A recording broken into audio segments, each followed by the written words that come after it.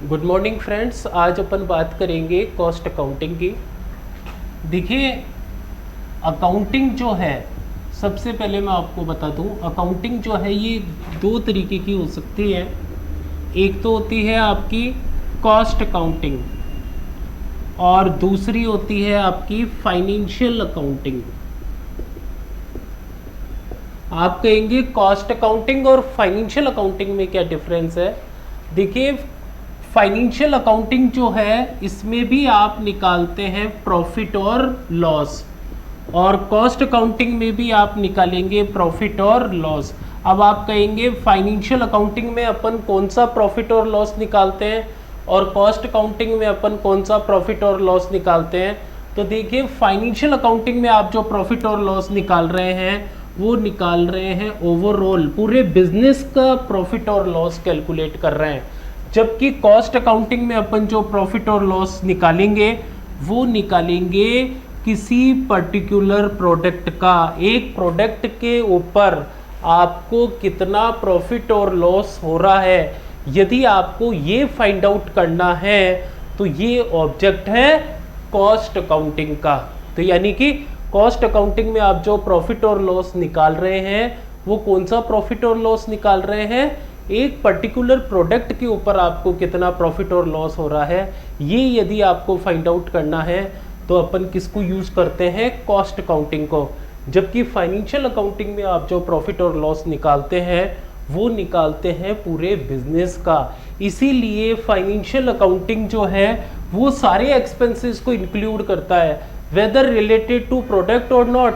यानी कि कोई एक्सपेंसेज प्रोडक्ट से रिलेटेड है या नहीं है, फाइनेंशियल अकाउंटिंग सारे एक्सपेंसेस को इंक्लूड करता है। यानी कि फाइनेंशियल अकाउंटिंग में अपन मटेरियल भी लेते हैं, फाइनेंशियल अकाउंटिंग में आप लेबर को भी लेते हैं, फाइनेंशियल अकाउंटिंग में आप एक्सपेंसेस को भी लेते हैं, और फाइनेंशियल अकाउंटिंग में आप लेते हैं goodwill right of, financial accounting में आप लेते हैं प्रिलिमिनरी एक्सपेंसेस, फाइनेंशियल अकाउंटिंग में आप लेते हैं provision for taxation, financial accounting में आप लेते हैं provision for taxation.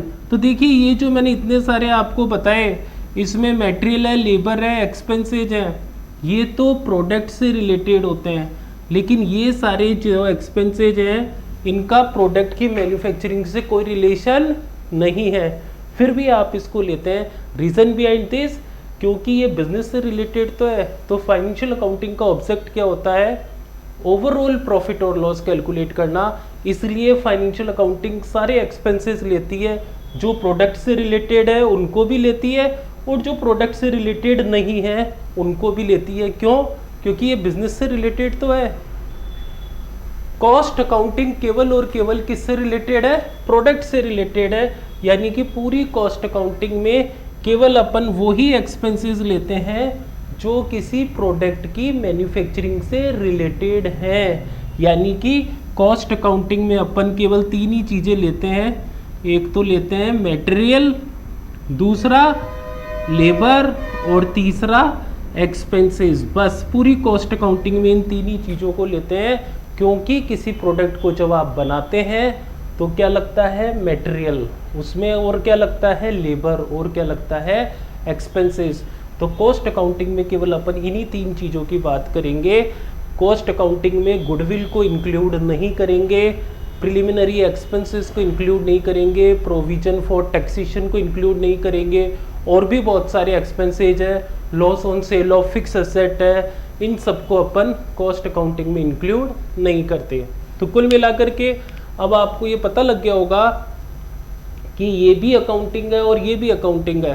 Financial accounting में भी आपने प्रॉफिट और लॉस निकाला, और कॉस्ट अकाउंटिंग में भी आप प्रॉफिट और लॉस निकाल रहे हैं, लेकिन दोनों के प्रॉफिट और लॉस में डिफरेंस है।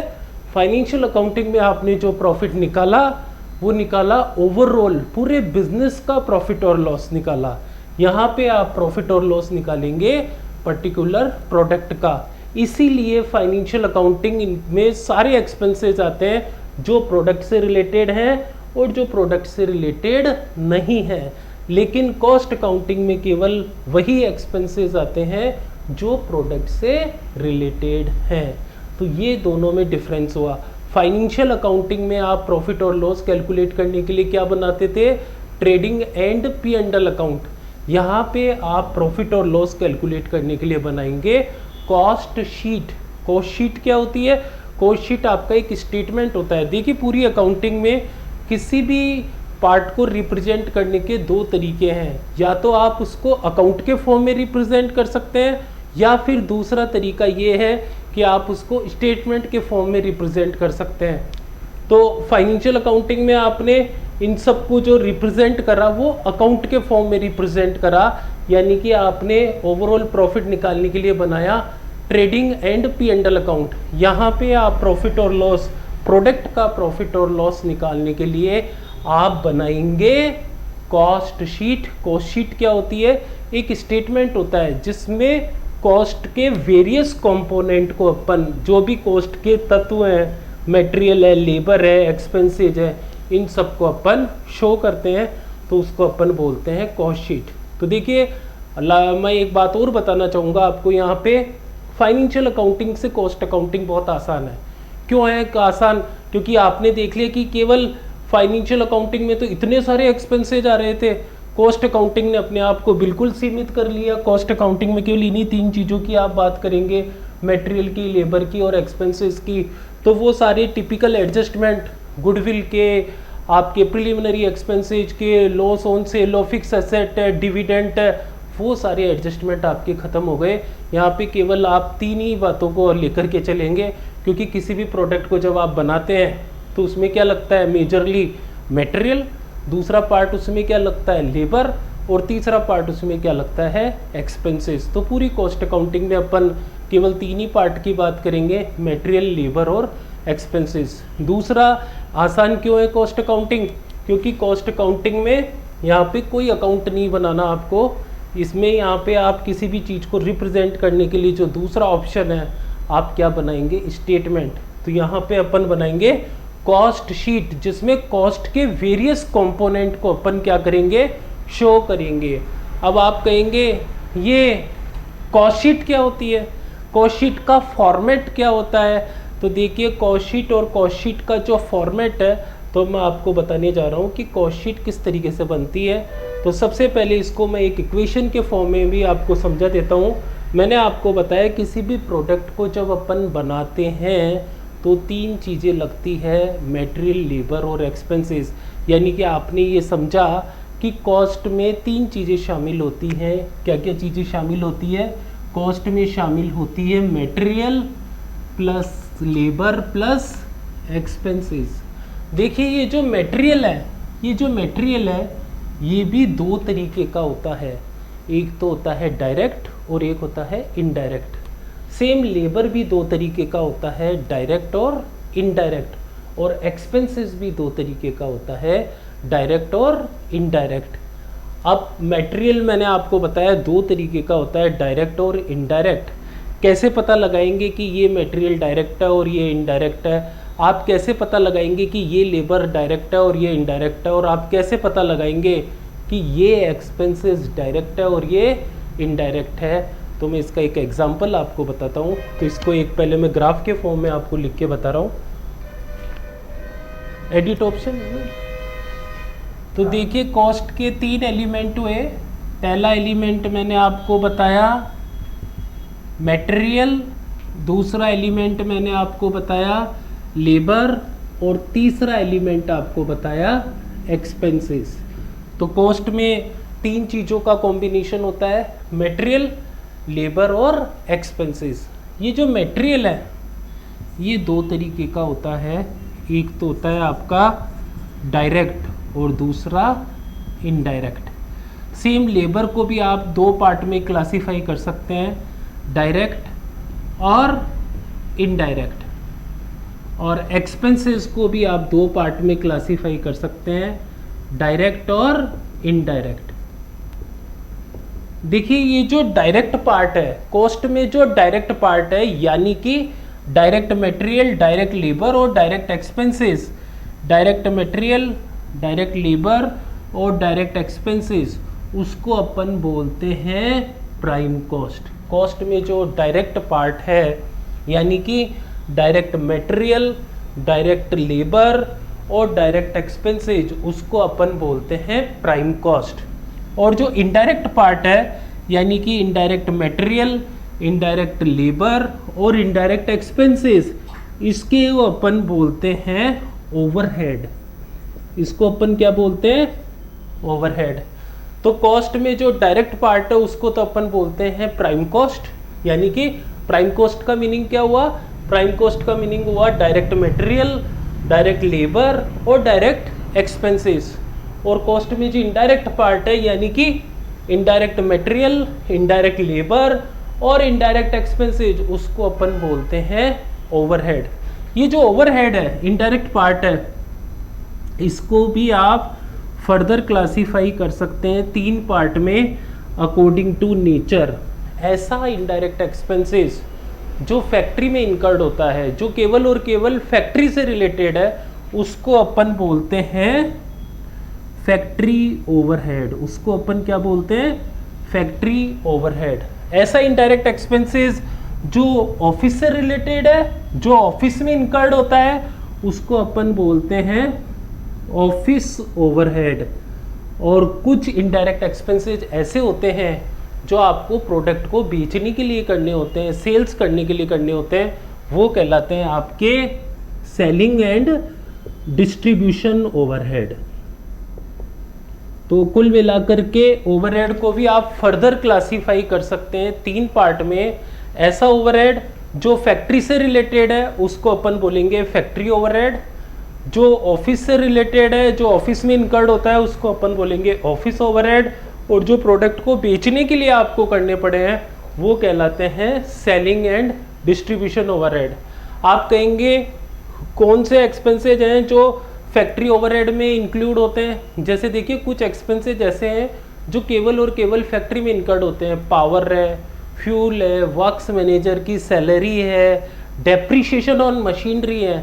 ये सारे एक्सपेंसेस केवल और केवल कहाँ पे इनकर्ड होते हैं? फैक्ट्री में। तो उसको अपन बोलेंगे फैक्ट्री ओवरहेड।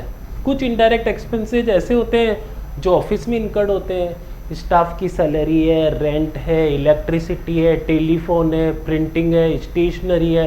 ये सारे एक्सपेंसेस आपके कहलाते हैं ऑफिस ओवरहेड। और कुछ एक्सपेंसेस आपको प्रोडक्ट को बेचने के लिए करने होते हैं।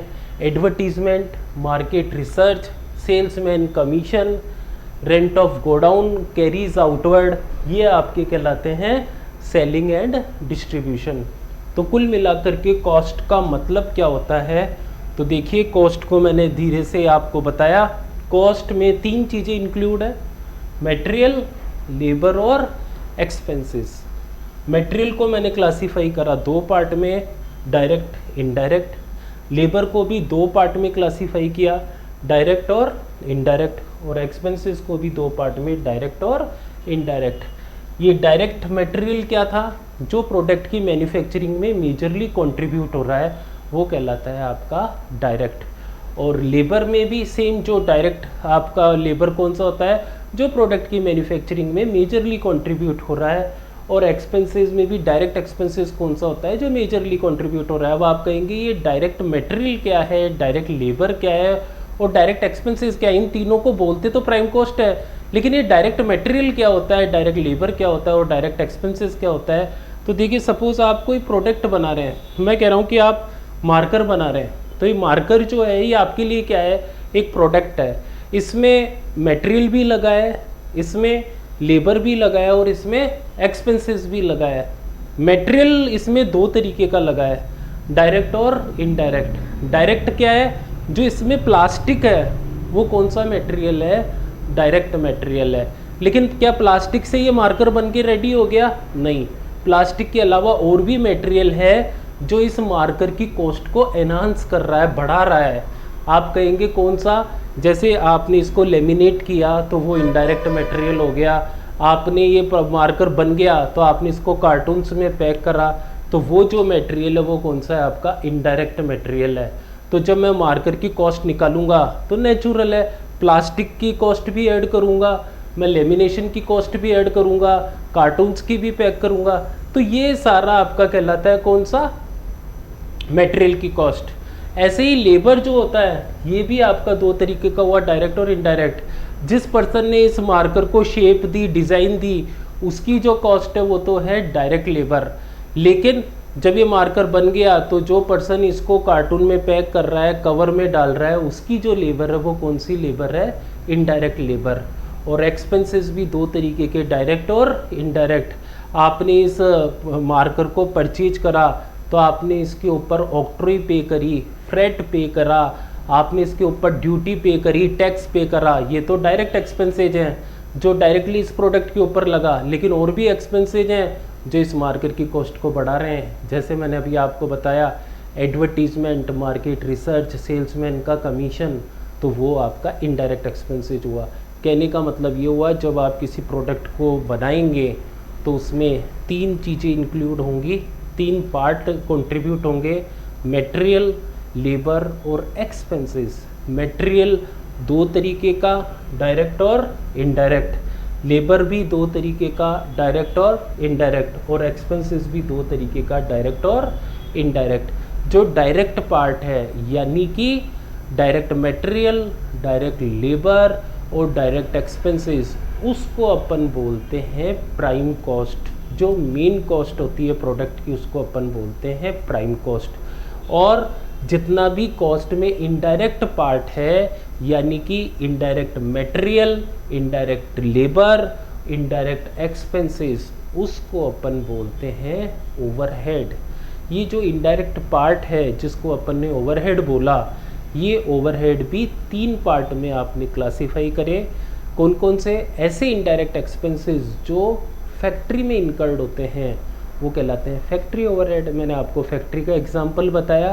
कुछ एक्सपेंसेस ऐसे होते हैं जो केवल और केवल फैक्ट्री में इनकर्ड होते हैं, जैसे पावर है, फ्यूल है, वर्क्स मैनेजर की सैलरी है, ये सारे एक्सपेंसेस कौन से होते हैं? Factory overhead. ऐसे ही कुछ इनडायरेक्ट एक्सपेंसेस आपके ऐसे होते हैं जो ऑफिस में इनकर्ड होते हैं, जो ऑफिस से रिलेटेड होते हैं। कौन कौन से एग्जांपल मैंने आपको बताए? फिर मैं आपको बता रहा हूँ, प्रिंटिंग है, पोस्टेज है, स्टेशनरी है, स्टाफ की सैलरी है, ये सारे एक्सपेंसेस कहाँ पे इनकर्ड होते हैं? ऑफिस में। तो ये कहलाते हैं आपके ऑफिस ओवरहेड। और कुछ इनडायरेक्ट एक्सपेंसेस ऐसे होते हैं जो प्रोडक्ट को बेचने के लिए आपको करने पड़े। मैंने आपको क्या एग्जांपल बताया? Advertisement, market research, salesman commission, carriage outward, ये आपके कहलाते हैं सेलिंग एंड डिस्ट्रीब्यूशन। तो कुल मिलाकर के कॉस्ट का मतलब अब आपको पता लग गया। कॉस्ट का मतलब होता है तीन पार्ट मिलकर के कॉस्ट बनाते हैं, मटेरियल, लेबर और एक्सपेंसेस। मटेरियल दो तरीके का, डायरेक्ट इनडायरेक्ट, लेबर दो तरीके का, डायरेक्ट इनडायरेक्ट, और एक्सपेंसेस भी दो तरीके का, डायरेक्ट इनडायरेक्ट। डायरेक्ट पार्ट को अपन ने क्या बोला? Direct material, direct labour, direct expenses को अपन ने क्या बोला? That is known as prime cost. और इनडायरेक्ट पार्ट को मैंने क्या नाम बताया आपको? ओवरहेड। यानी कि indirect material, indirect labour, indirect expenses, जिसको अपन बोलते हैं ओवरहेड। फिर इनडायरेक्ट पार्ट को अपन ने क्लासीफाई करा तीन पार्ट में। वो इनडायरेक्ट एक्सपेंसेस जो फैक्ट्री से रिलेटेड है, वो इनडायरेक्ट एक्सपेंसेस जो ऑफिस से रिलेटेड है, और वो इनडायरेक्ट एक्सपेंसेस जो प्रोडक्ट को बेचने के लिए करने पड़े। यानी कि ओवरहेड को तीन पार्ट में क्लासीफाई करा, factory overhead, office overhead, selling and distribution overhead. तब आपको पता लग गया कि कॉस्ट का मतलब क्या होता है। तो देखिए, मैंने लिखा था कॉस्ट का मतलब material plus labour plus expenses. अब मैं इसी को इक्वेशन फॉर्म में यदि लिख के बताऊं तो कॉस्ट का मतलब मैं ये भी बोल सकता हूं प्राइम कॉस्ट प्लस ओवरहेड। हो गई या नहीं हो गई? Prime cost plus overhead. क्यों? क्योंकि मैंने आपको बताया मटेरियल दो तरीके का, डायरेक्ट इनडायरेक्ट, लेबर दो तरीके का, डायरेक्ट इनडायरेक्ट, और एक्सपेंसेस दो तरीके का, डायरेक्ट इनडायरेक्ट। डायरेक्ट पार्ट को अपन क्या बोलते हैं? Prime cost. और इनडायरेक्ट पार्ट को अपन क्या बोलते हैं? ओवरहेड। तो मैं ये भी बोल सकता हूँ कि कॉस्ट का मतलब डायरेक्ट पार्ट को तो क्या बोला? Prime cost. और पूरी इनडायरेक्ट पार्ट को अपन ने क्या बोला? ओवरहेड। तो कॉस्ट का मतलब मैं ये भी बोल सकता हूँ प्राइम कॉस्ट प्लस ओवरहेड। और मैं कॉस्ट को ऐसे भी लिख सकता हूँ, cost equals to prime cost plus factory overhead plus office overhead plus selling and distribution overhead. क्यों? क्योंकि ओवरहेड को मैंने फर्दर क्लासीफाई करके बताया। ओवरहेड को अकॉर्डिंग टू नेचर आप 3 पार्ट में डिवाइड कर सकते हैं, फैक्ट्री, ऑफिस और सेलिंग। तो मैं कॉस्ट को इस तरीके से भी रिप्रेजेंट कर सकता हूँ, cost equals to prime cost plus factory overhead plus office overhead plus selling and distribution overhead. और मैंने आपको बताया इस कॉस्ट को रिप्रेजेंट करने के लिए अपन एक स्टेटमेंट बनाते हैं जिसको क्या बोलते हैं, कॉस्ट शीट। तो कॉस्ट शीट में क्या करना है, एक स्टेटमेंट अपन बनाएंगे और उसमें इस कॉस्ट के वेरियस कंपोनेंट को शो करेंगे। किस तरीके से, पहले मटेरियल को लेंगे, फिर लेबर को लेंगे और फिर एक्सपेंसेस को लेंगे, और कैसे प्रोडक्ट की टोटल कॉस्ट निकलती है और कैसे आप प्रोडक्ट का प्रॉफिट और लॉस निकालते हैं, जो कि ऑब्जेक्ट है कॉस्ट अकाउंटिंग का। तो मैंने आपको पूरा स्टार्टिंग से बताया, फिर मैं आपको एक बार रिवाइज कर रहा हूँ। क्या बताया मैंने? सबसे पहले देखिए, किसी भी सब्जेक्ट को जब अपन पढ़ते हैं ना, तो उसका ऑब्जेक्ट पहले क्लियर कर लो कि मेरे को इस सब्जेक्ट में क्या क्या पढ़ना है। तो मैंने आपको स्टार्टिंग कहाँ से करी, आपने अभी तक जो अकाउंटिंग पढ़ी है वो थी आपकी फाइनेंशियल अकाउंटिंग। मैंने आपको बताया कॉस्ट अकाउंटिंग के बारे में। तो कॉस्ट अकाउंटिंग और फाइनेंशियल अकाउंटिंग दोनों का डिफरेंस आपको पता होना चाहिए कि फाइनेंशियल अकाउंटिंग में भी प्रॉफिट और लॉस निकाला और कॉस्ट अकाउंटिंग में भी प्रॉफिट और लॉस निकालने वाले हैं, लेकिन दोनों के प्रॉफिट और लॉस में डिफरेंस है।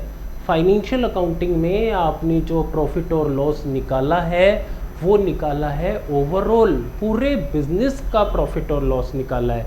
कॉस्ट अकाउंटिंग में आप प्रॉफिट और लॉस निकालने वाले हैं किसी पर्टिकुलर प्रोडक्ट का, क्योंकि फाइनेंशियल अकाउंटिंग में आप पूरे बिजनेस का प्रॉफिट और लॉस निकाल रहे हैं, क्योंकि फाइनेंशियल अकाउंटिंग में आप पूरे बिजनेस का प्रॉफिट और लॉस निकाल रहे हैं, इसलिए फाइनेंशियल अकाउंटिंग में अपन सारे एक्सपेंसेस लेते हैं वेदर रिलेटेड टू प्रोडक्ट और नॉट। लेकिन कॉस्ट अकाउंटिंग में अपन केवल वही पार्ट लेते हैं जो प्रोडक्ट की मैन्युफैक्चरिंग से रिलेटेड है, यानी कि कॉस्ट अकाउंटिंग में अपन केवल मटेरियल लेते हैं, लेबर लेते हैं और एक्सपेंसेस लेते हैं, जबकि फाइनेंशियल अकाउंटिंग में मटेरियल, लेबर और एक्सपेंसेस तो लेते ही हैं, अदर चीज़ों को भी आप इंक्लूड करते हैं। मैंने आपको बताया goodwill, preliminary expenses, loss on sale of fix asset, ये सब आप इंक्लूड करते हैं। फाइनेंशियल अकाउंटिंग में प्रॉफिट और लॉस निकालने के लिए आपने बनाया trading and P&L account. Cost accounting में अपन प्रोडक्ट का प्रॉफिट और लॉस निकालने के लिए बनाएंगे कॉस्ट शीट। तो ये डिफरेंस आपको पता लग गया। फिर मैंने आपको बताया कि कॉस्ट अकाउंटिंग का मतलब होता है प्रोडक्ट को बनाने के लिए जो पार्ट है केवल उसी को अपन लेंगे, और किसी भी प्रोडक्ट को जब अपन बनाते हैं तो 3 चीज़ों का कंट्रीब्यूशन होता है, मटेरियल, लेबर और एक्सपेंसेस। तो ये कॉस्ट का मतलब क्या होता है वो मैंने आपको बताया। कॉस्ट का मतलब होता है मटेरियल, लेबर और एक्सपेंसेस। ये जो मटेरियल है ये 2 तरीके का, डायरेक्ट इनडायरेक्ट, लेबर 2 तरीके का, डायरेक्ट इनडायरेक्ट, और एक्सपेंसेस 2 तरीके का, डायरेक्ट इनडायरेक्ट। जो डायरेक्ट पार्ट है उसको मैंने नाम बताया आपको, क्या, that is prime cost. Direct material, direct labour और डायरेक्ट एक्सपेंसेस, उसको अपन बोलते हैं प्राइम कॉस्ट। और जो इनडायरेक्ट पार्ट है कॉस्ट में, यानी कि indirect material, indirect labour, indirect expenses, उसको अपन बोलते हैं ओवरहेड। फिर ओवरहेड को फर्दर मैंने क्लासीफाई करके आपको बताया कि ऐसा इनडायरेक्ट एक्सपेंसेस जो फैक्ट्री में इनकर्ड होता है दैट इज़ फैक्ट्री ओवरहेड, जो ऑफिस से रिलेटेड है दैट इज़ ऑफिस ओवरहेड, और जो प्रोडक्ट को बेचने के लिए करने पड़े वो कहलाते हैं सेलिंग एंड डिस्ट्रीब्यूशन ओवरहेड।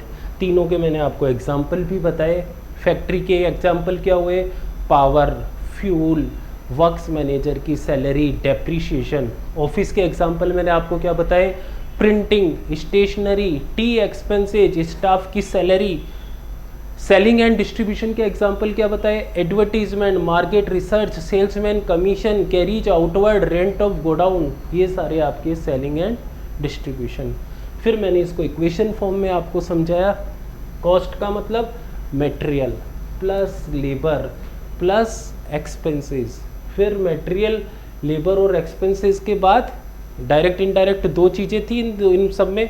तो डायरेक्ट पार्ट को तो अपन ने बोला प्राइम कॉस्ट और इनडायरेक्ट को बोला ओवरहेड। तो कॉस्ट को मैं इस तरीके से भी लिख सकता हूँ, cost equals to prime cost plus overhead, और फिर लास्ट में मैंने लिखा cost equals to prime cost plus overhead को 3 पार्ट में बांटा, फैक्ट्री, ऑफिस और सेलिंग। तो अपन ये भी बोल सकते हैं कॉस्ट का मतलब prime cost plus factory overhead plus office overhead plus selling and distribution overhead. तो ये सारा मीनिंग था आपका कॉस्ट का। और अब इसको प्रेजेंट करने के लिए अपन एक स्टेटमेंट बनाएंगे जिसको बोलते हैं कॉस्ट शीट।